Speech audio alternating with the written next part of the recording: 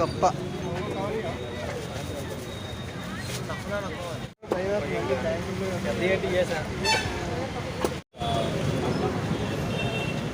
పెద్ద పరిగల్ tuna fish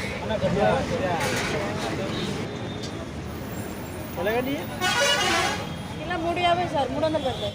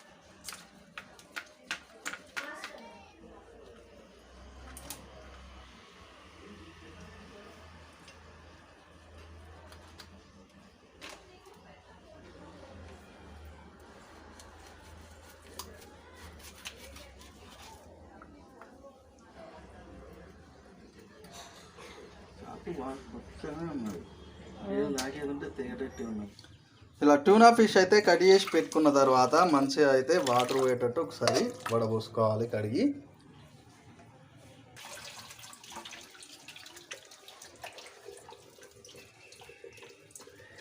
ఇలా water అన్నీ వెళ్ళిపోయిన తర్వాత మళ్ళీ అయితే ఇందులో యాడ్ చేసుకుంటున్నాం.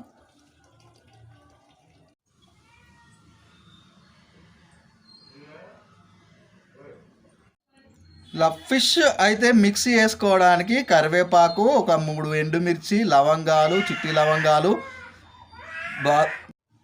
ఫిష్ కర్రీలోకి అయితే ఇలా కరివేపాకు, ఎండుమిర్చి, లవంగాలు, యాలకులు, అలాగే బాదం చెక్క ఇలాంటి స్పైసెస్ తీసుకొని, జీరా కూడా తీసుకోవాలి. అలాగే ఒక 5 నుండి 10 వరకు వెల్లుల్లి, ఒక పెద్ద సైజు ఒక ఉల్లిగడ్డను అయితే కోసి పెట్టుకోవాలి. ఇలా ఒక మిక్సీ జారీలోకి అయితే కరివేపాకు, వెల్లుల్లి రెమ్మలు, ఆనియన్, ఎండుమిర్చి ఒక 4, అలాగే మనం ముందుగా పక్కకు పెట్టుకున్న మసాలాలని కూడా యాడ్ చేసుకోవాలి.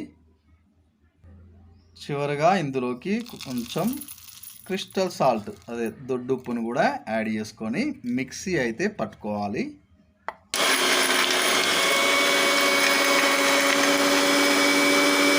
ఇలా పేస్ట్ మంచిగా మిక్స్ చేసి పెట్టుకున్న తర్వాత మనం ఫిష్కి అయితే యాడ్ చేసుకోవాలి. అలాగే కొంచెం పసుపును కూడా యాడ్ చేసుకొని ఇలా మంచిగా కలుపుకోవాలి.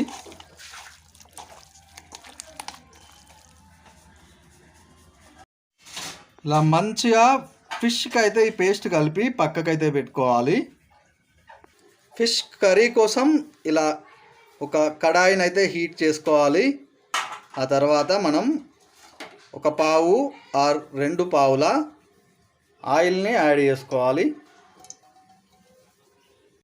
ఇలా ఆయిల్ వేడైన తర్వాత ఇందులో కొంచెం జీలకర్ర, అలాగే ఒక 2 పచ్చిమిర్చి, చిన్నగా కట్ చేసి పెట్టుకున్న ఆనియన్స్, అలాగే కరివేపాకు అయితే యాడ్ చేసుకోవాలి. ఇలా ఆయిల్లో అయితే మంచిగా వేయించుకోవాలి. ఇలా వేగిన తర్వాత ఇందులో కొంచెం పసుపును కూడా యాడ్ చేసుకోవాలి.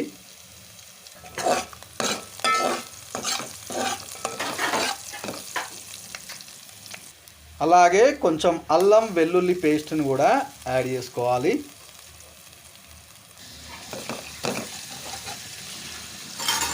ఇలా అల్లం వెల్లుల్లి పేస్ట్ కూడా మంచిగా ఆయిల్లో మగ్గిన తర్వాత మనం ముందుగా నానబెట్టుకున్న చింతపండు రసాన్ని అయితే యాడ్ చేసుకోవాలి. ఇలా మంచిగా పులుసు మరుగుతున్న టైంలో అయితే ఇందులోకి కొంచెం మనం మెంతి పొడిని యాడ్ చేసుకోవాలి. అలాగే ఇంగువను కూడా యాడ్ చేసుకోవాలి. కొంచెం ఎండు కొబ్బరిని కూడా యాడ్ చేసుకోవాలి.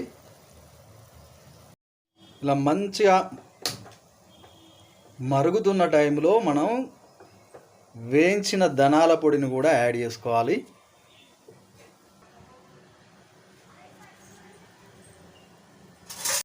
ఇంతకుముందు మిక్సీ పట్టుకున్నప్పుడు అయితే దొడ్డుప్పును అయితే యాడ్ చేసాం